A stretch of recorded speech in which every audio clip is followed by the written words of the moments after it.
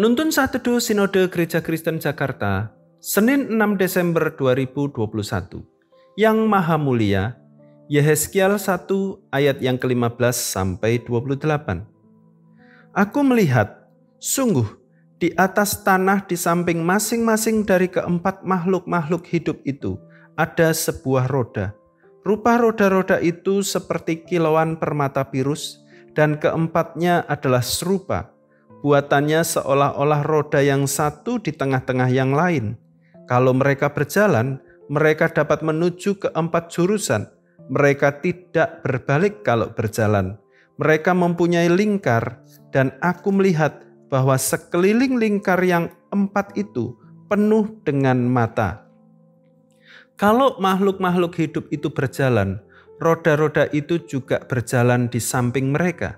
Dan kalau makhluk-makhluk hidup itu terangkat dari atas tanah, roda-roda itu turut terangkat.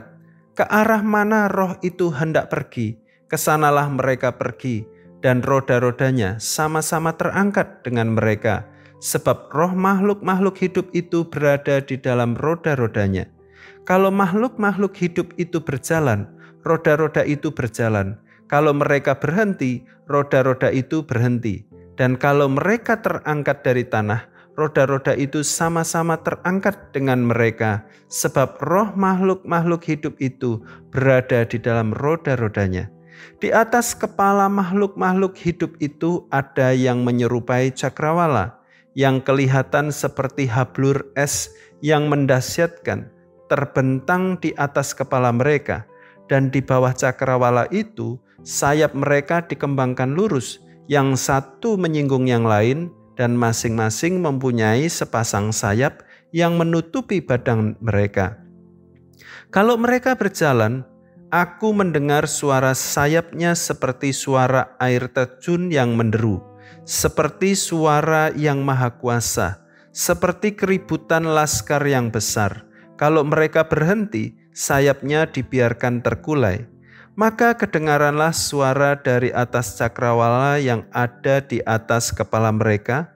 Kalau mereka berhenti, sayapnya dibiarkan terkulai. Di atas cakrawala yang ada di atas kepala mereka ada menyerupai tahta yang kelihatannya seperti permata lazurit, dan di atas yang menyerupai tahta itu ada yang kelihatan seperti rupa manusia. Dari yang menyerupai pinggangnya sampai ke atas aku lihat seperti suasa mengkilat dan seperti api yang ditudungi sekelilingnya. Dan dari yang menyerupai pinggangnya sampai ke bawah aku lihat seperti api yang dikelilingi sinar. Seperti busur pelangi yang terlihat pada musim hujan di awan-awan, demikianlah kelihatan sinar yang mengelilinginya. Begitulah kelihatan gambar kemuliaan Tuhan. Tatkala aku melihatnya, aku sembah sujud, lalu ku dengar suara Dia yang berfirman. Jika kita mencoba membayangkan atau berimajinasi mengenai kemuliaan Tuhan, kita akan menemui kesulitan karena keterbatasan kita. Pengarang atau penyair terbaik sekalipun tak akan dapat mengungkapkannya dengan kata-kata. Pelukis sekaliber Picasso juga tak akan mampu menuangkannya di atas kanvas. Pencipta lagu dan penyanyi tak akan bisa melantunkannya. Pemahat patung kelas dunia pun tak akan sanggup memahat sosok yang maha mulia. Begitu juga yang dialami Yehezkiel. Betapa ia terbata-bata ketika melihat kemuliaan Tuhan. Kemuliaan Tuhan terlalu dahsyat untuk dapat diuraikan.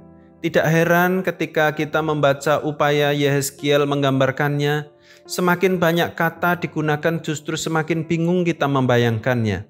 Coba bayangkan ayat 15-28a. Misalnya, sangat sulit bukan? Karena itu hanya satu hal yang Yehezkiel perbuat tatkala diperhadapkan pada kemuliaan Tuhan yang begitu dahsyat. Sujud menyembah dalam kerendahan hati, ayat 28.